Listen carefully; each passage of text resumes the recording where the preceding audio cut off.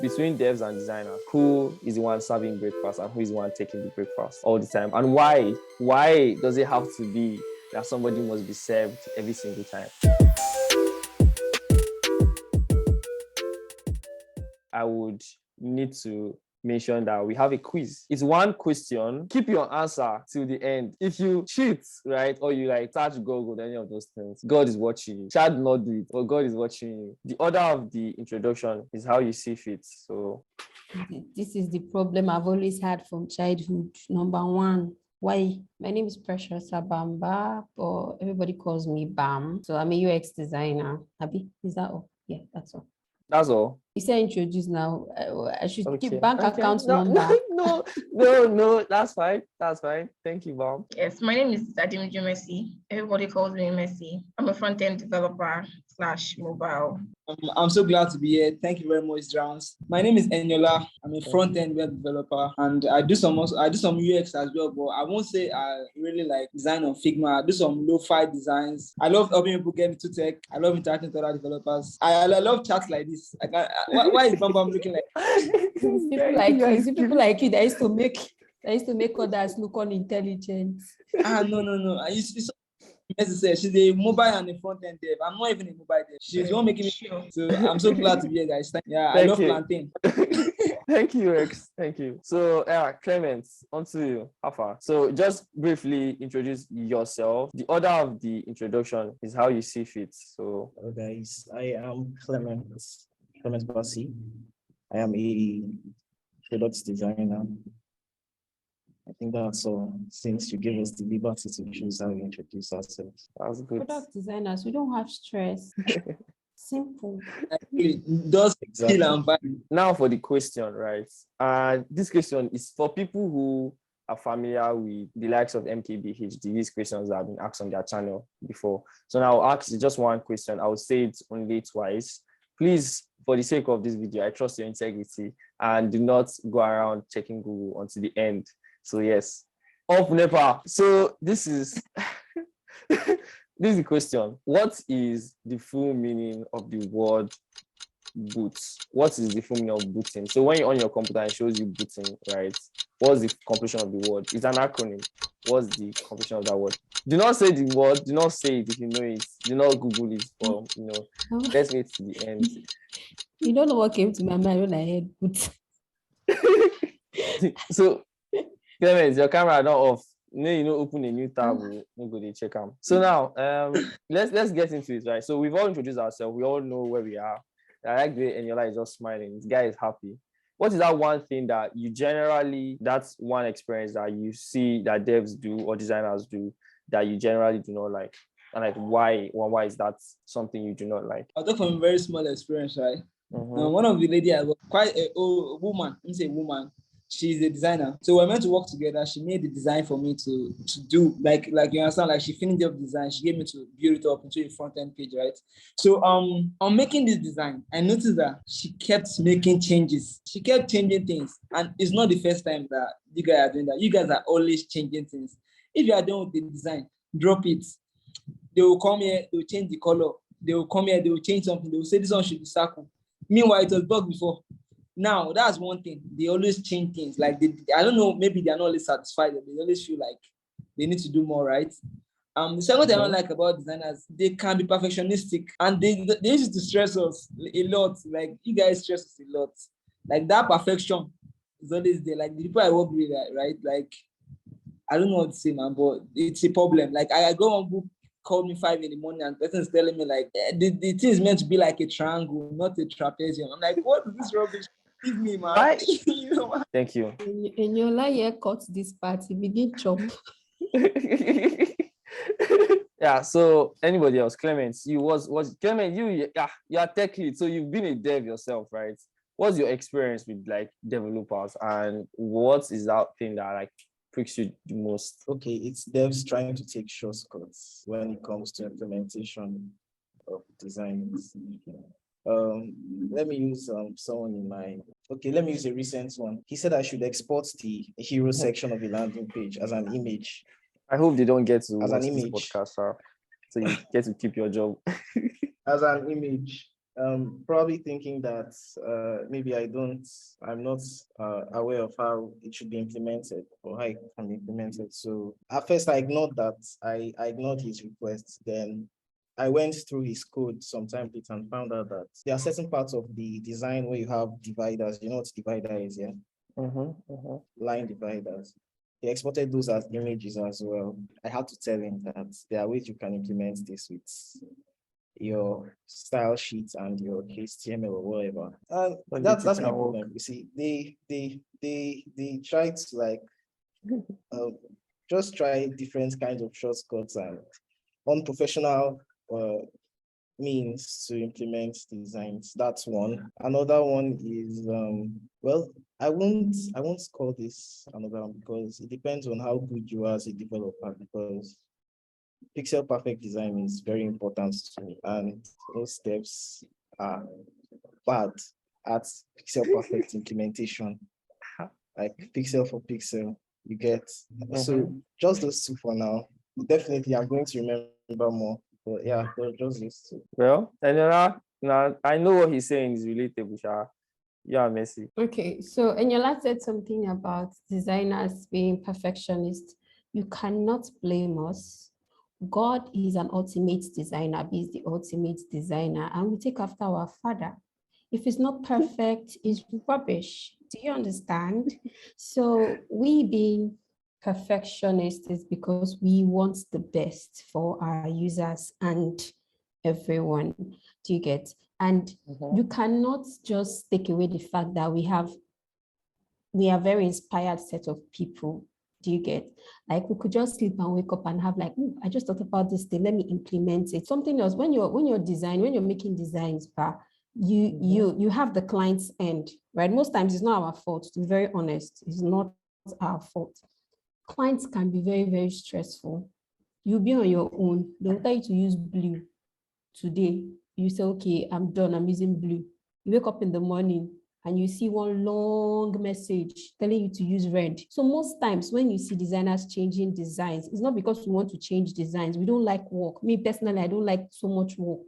Do you get? Most times it's the fault of the clients.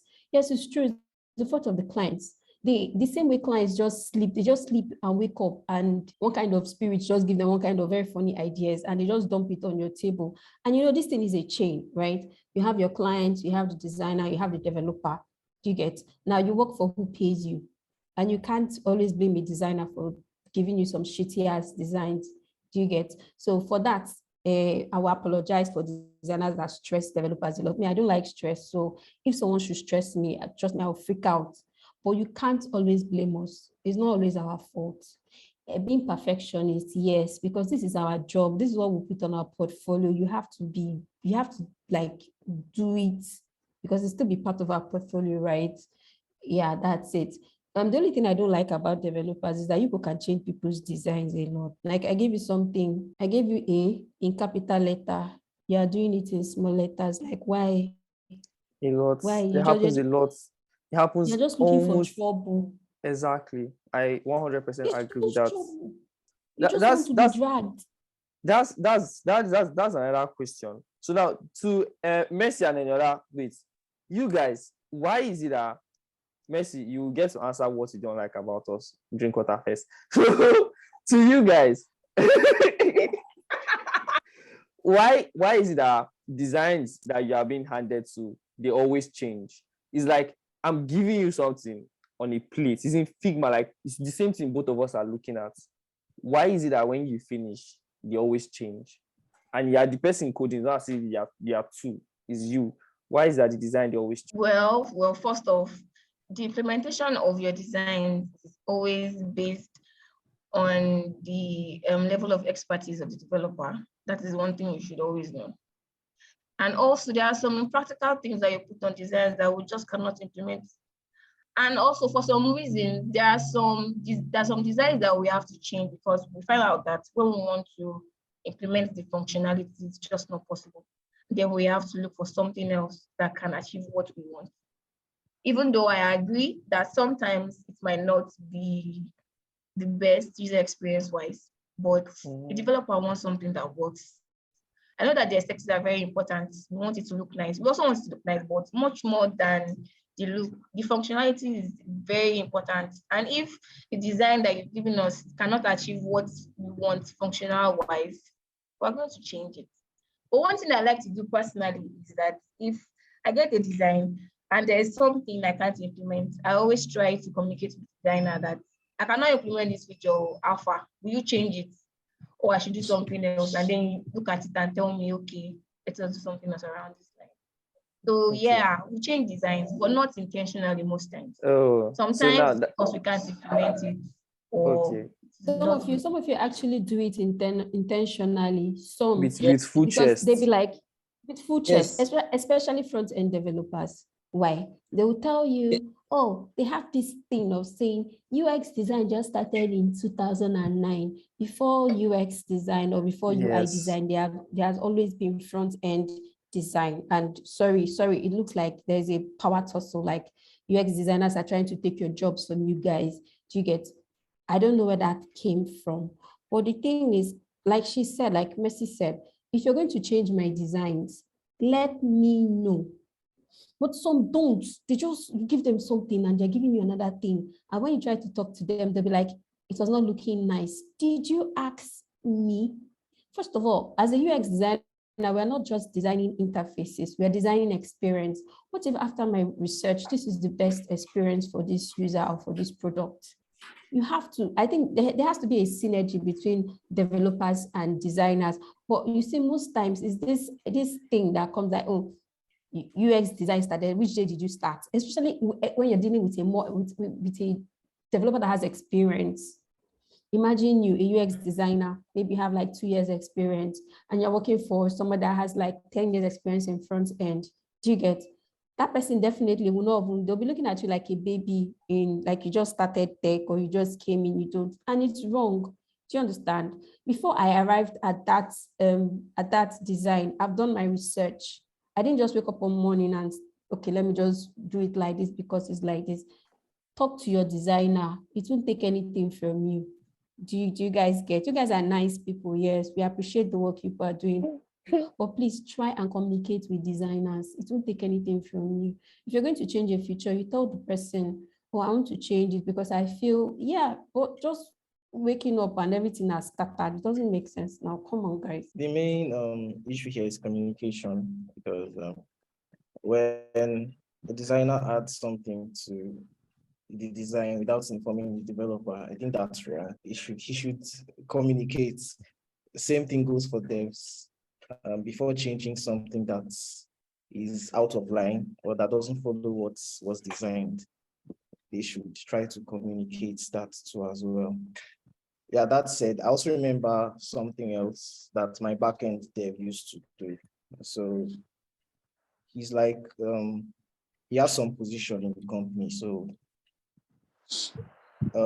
there are features we recommend based on research, but because he is in charge of the backend, they're kind of like the first people to go through your user interface and map out fields and stuff they'll use at the backend. So sometimes he just neglects your findings and goes ahead to suggest his, either based on what he can implement or how difficult it will be to implement, something like that. So that's another issue. It was kind of, God-centered designer when your boss is the one managing how the design goes. Yeah, exactly. Since he had some position in the company, that's how things went for a while. I couldn't complain. Based on what you guys have said, to the devs, right? You sabi or you know sabi? Now, that's a very important question. And you're not messy. All the features where they change, all the things where you're like, they come out because, maybe it's not properly implemented, or you say the designer does not do it well, or it's too far stretched. Is it a question of you sabi or you know sabi? Or is it actually the designer that is doing it? Because designers do not just wake up and get inspiration from heaven. We don't see them somewhere. So we are probably copying from somewhere. Will I say when it comes to somebody making up a design and then I have to remove something, I will only say maybe the designer no sabi. I will not say myself because actually, sorry. Go on, I didn't hear you. Go on. Like designers do, like I believe as a designer, you should know what. I know anything is implementable, right? But you should know what will look good when implemented. But when I see some things that are not that okay, I think as you guys said earlier, honestly, I won't just pass through anything or just leave anything out. I'll actually contact the designer, right? But where I work, actually, I personally like talk with the designer like frequently. So it's like we're always up to date on things. So if we have to like change something, it's already be like ahead of time to be changed already.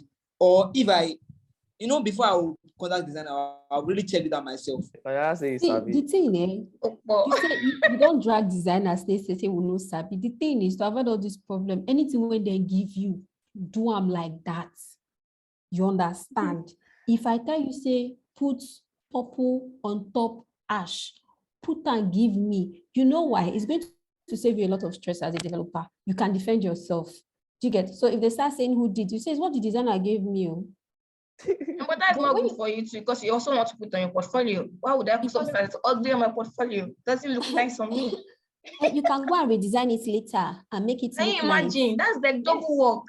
I should How not you- redesign again. Why? How you design it work later? Why? That is it. Because now the thing is, client is a chain, right? Communication, as Clement said, like is very important. Like that miscommunication is very important. So in your own experience with devs and with designers, what was the leading cause of you guys having a clash or a problem at all? Like, and why was that a leading cause? Aside, maybe say communication, as Clement has mentioned. They'll come and tell you, I have 5 years experience. You are still an intern. So there's a power dynamic. Sometimes designers themselves also like to overdo things, to overdo. From your experience, And so then, your co-workers, yes, watch now. this thing. I know some of them. Okay, go on. No, I don't have to flag my workspace. My designer, they always do things with sense. Nah, so. Actually, but from other things that I've done, like side projects, no, some designers like to overdo things, and that is just it. And then when you're even telling the person that, bro, I cannot do this thing, yeah, I'll be like, if I can put it in my design, that means somebody somewhere has done it to try, and I'm like, I can't do it because I know I cannot do that. That's what I'm telling you, so we can reach an understanding.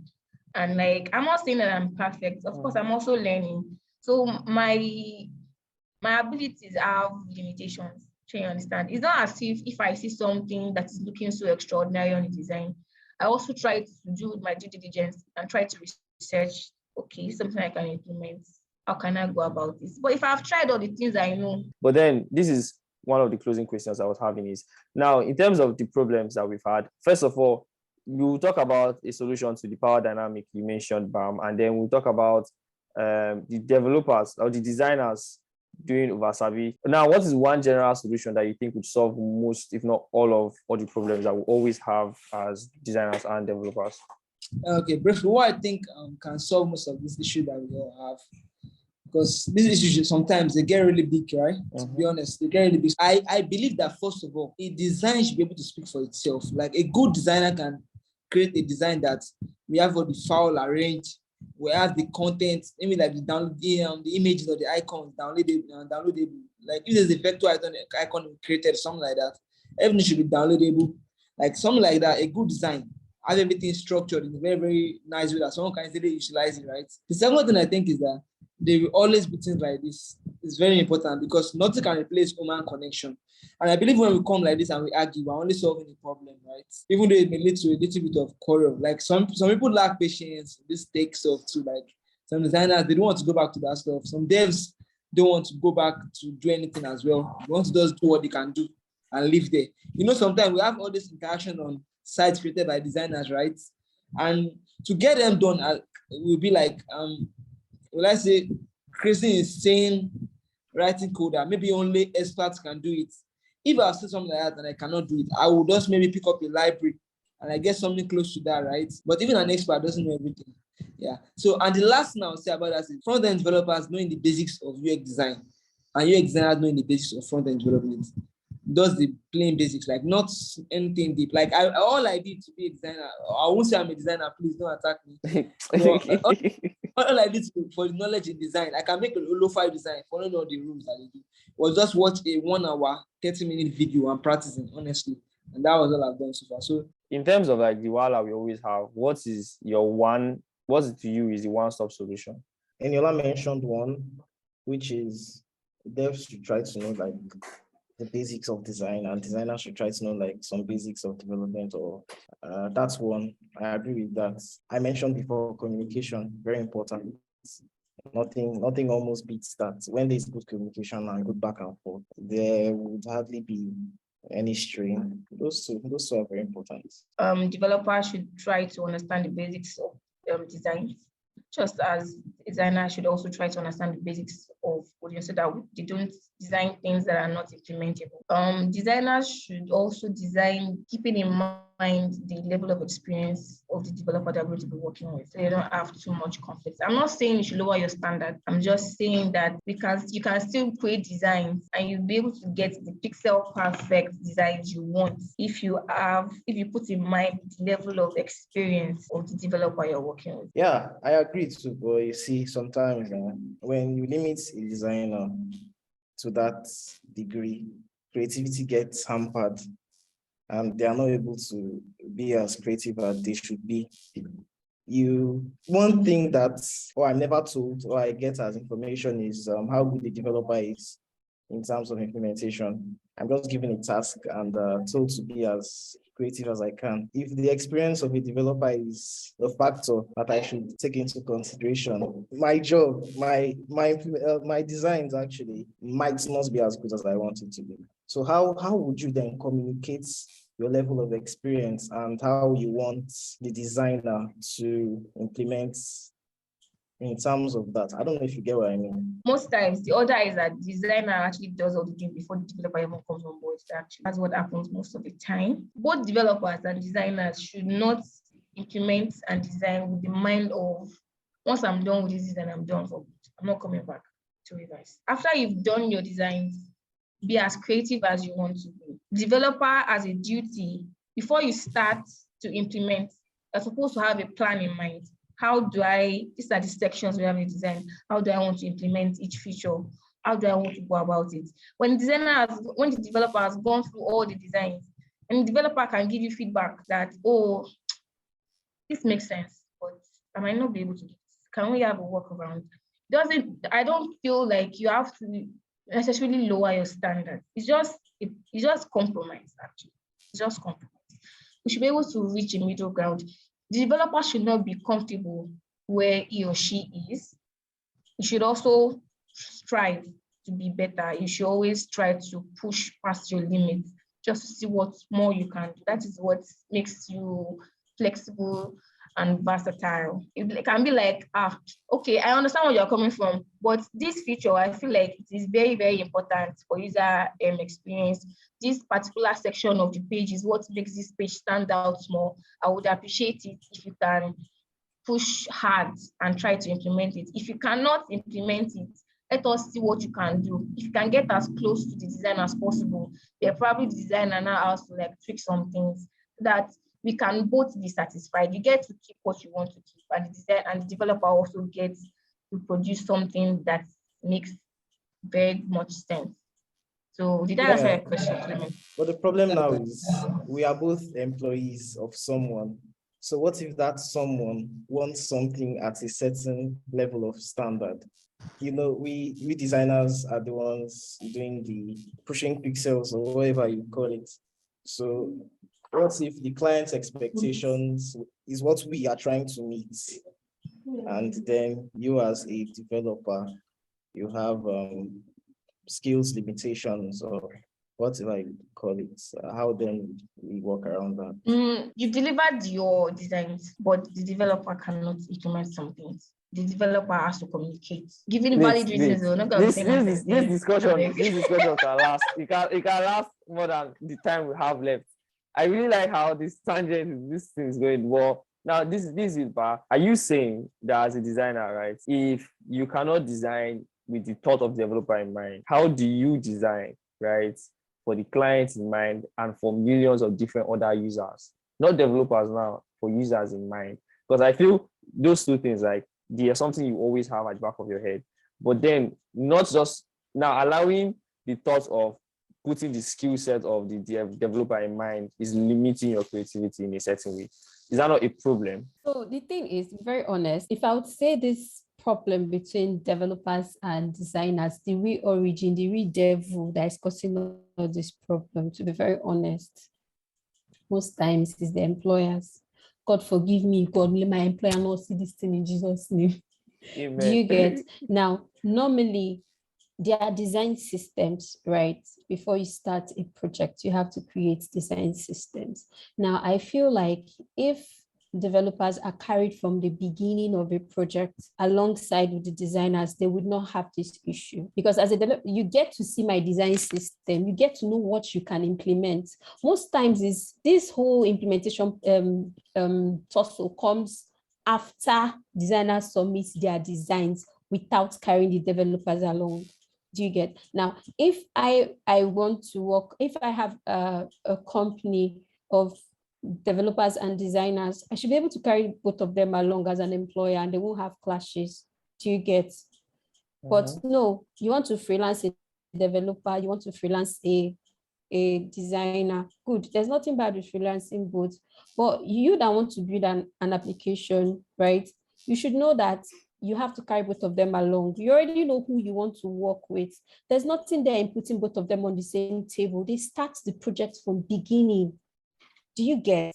If we are able to start this project from beginning, you know that you can tell your designer, don't use this icon so because I can't implement it or there are no codes for it. Do you get? From the onset, please, people, employers, carry your developers and designers along, put them on the same plate. Designers, always share your design system with your developers. If you know your developers, there's nothing bad in sharing your design system with them. Do you get? It will save a lot of all these, you changed my design, you didn't do this one, you didn't do that one. And as a developer, I don't know what coding looks like. I tried HTML and CSS and I ran away. I don't know what it looks like. You should have said that. You should have said that. Yeah, they will hold you by the neck. I ran away. We say it with my full chest. Will you come and beat me? No, some of you have tried UX designs and you ran away. The truth is that most developers are lazy. To be very honest, you could just copy codes and paste, and you don't want to work on codes. You just go to one, whether it's GitHub or wherever you copy your code, just copy it one, just dump it there, bullseye, and you come and say it's not implementable. It's a lie. It's because you are lazy. You don't want to work. You're looking for shortcuts. You just have to put in the extra work. And please, if you're a front-end developer, try not to bash your designer. That's it. First of all, it kills self-esteem. I know you have 10 years working experience, and I have 2. Don't come and discredit because me personally will have drag you. So I feel that's just it. When we are working on a project, right, try to see your designer. If you have more experience than the designer, try to see that designer like you're on the same level. Do you get? Because I know front end, yes, you guys have been there before UX design started and all that, but you don't always have to rub it, because when you start rubbing it in a designer's face, they will attack you. It's just our defensive mechanism. We love developers. It's not like we hate them. But when you guys try to do like, you guys we've been there before, you guys, I will want to protect my territory. Do you get? And I feel that's why all this unnecessary power tussle is always happening. But still at that, carry your designers along. Carry your developers along. No big deal. We'll be fine. I felt it in my heart. I know that came from your heart too. Because they don't do you, so then do me a full project like this, and I redid it, and I was weeping because it's internship. I just do it with tears in my eyes. I did it with hot premium tears. I feel you, Fele. And the front end guy was telling me, this is something I can do in 3 hours. In fact, let me what's the case. I can build a complete website from start to finish in 30 minutes. E-commerce website. I can finish it from start to finish 1 hour. Listening to what Mercy and Eniola has to say, and I think from my own personal experience, right? Because I'm sure my coworkers will see this one. From my own personal experience, is the devs, especially when the devs know more than you or they've been in the game more than you, right?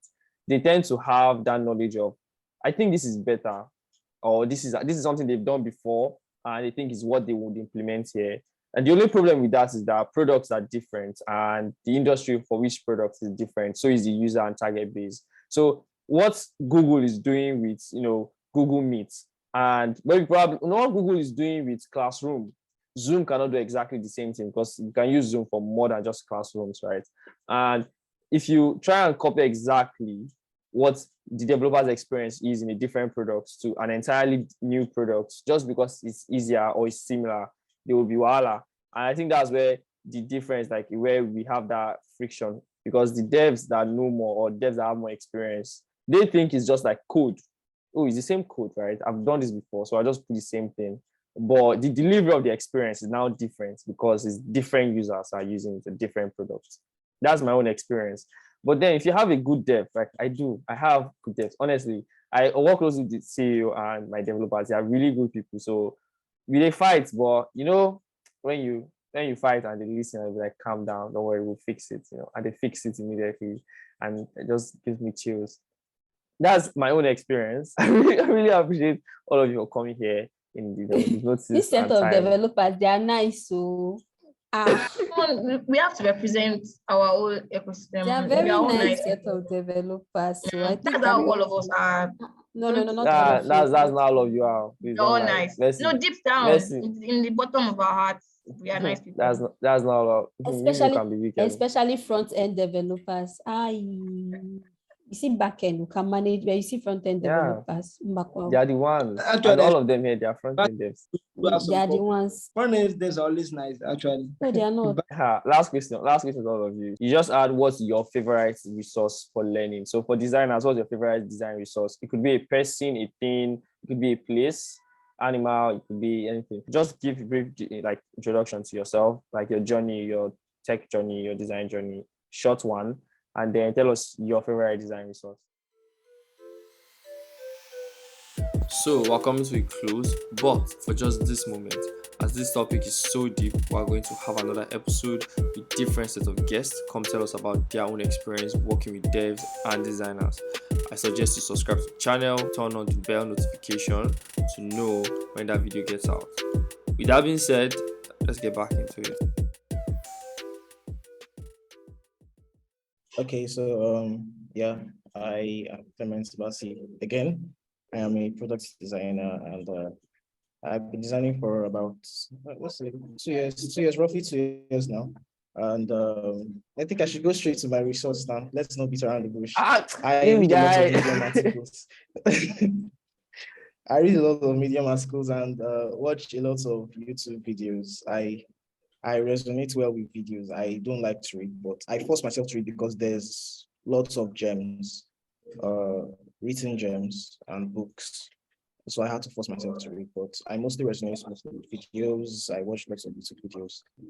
So yeah, it's mostly Medium and some favorite YouTubers. And that's just about it. And of course, nice UX books. So that's just my resource circle rather. That's about it. The next person can go. Okay. This Clement is forming calm. We know you are not calm. I'm calm, okay. Yeah, thank you, David. So my name is Enyola. Yeah.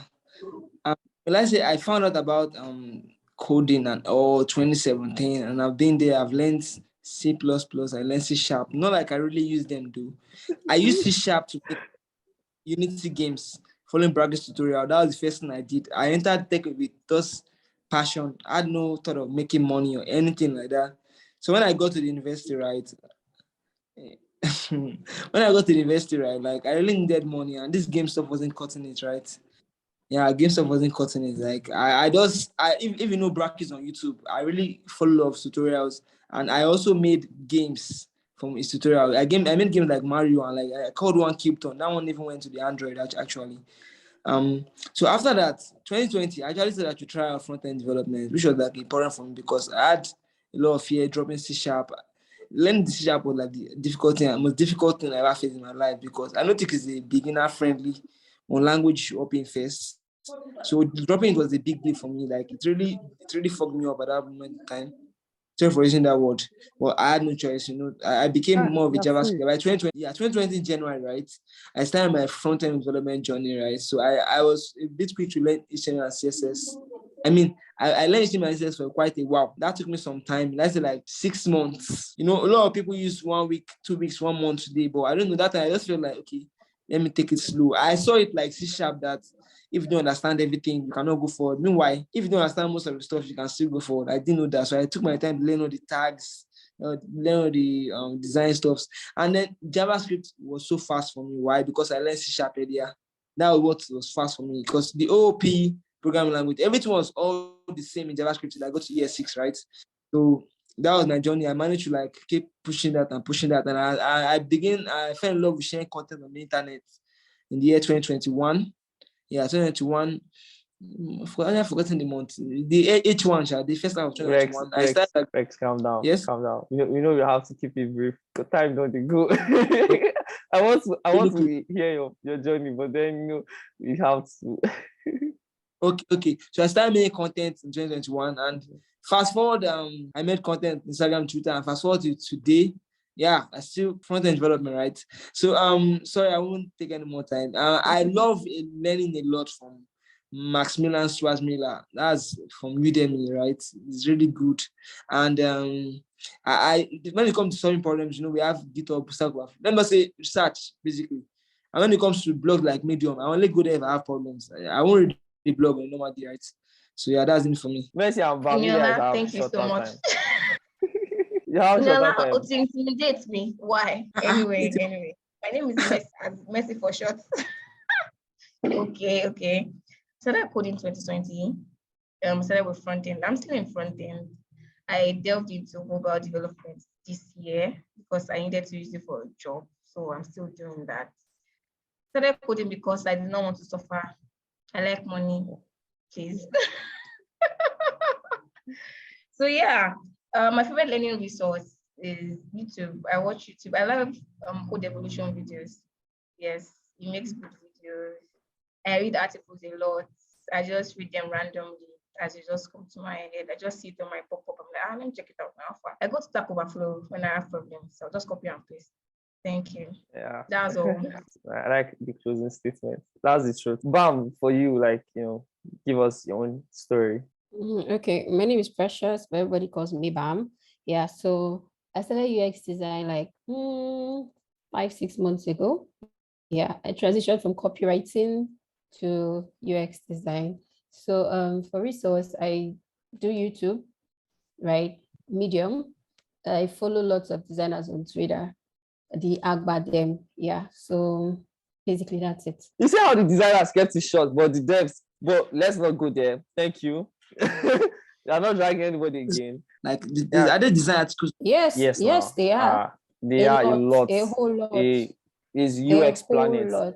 UX Planet is another specially thing something I did not add for resource. Yeah, so I do Behance and Dribble a lot. I understudy case studies, right? So if that counts, and I think every designer should do that. Yeah, that's why doing additional resources. I have to.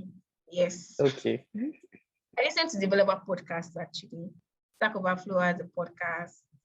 We have JavaScript, Java, front-end party. So yes, there are developer podcasts that actually make a lot of sense. But if you don't like to read, you can just listen to like the latest news in the tech ecosystem and some JavaScript updates and things like that. So yeah. For people watching on YouTube, right, I would be putting the links to all these resources down into segments in the description of this video, so you can find them there and go for yourself. I really appreciate you guys for coming. Honestly, I'm happy that you guys showed up and you came. And with that being said, by the way, and don't forget to like this video, subscribe, and share it to somebody. So you can check the previous videos about importance of communities to designers and yes, designing from the trenches. That's another interesting one. We had 3 people come and talk about how they they cope with design.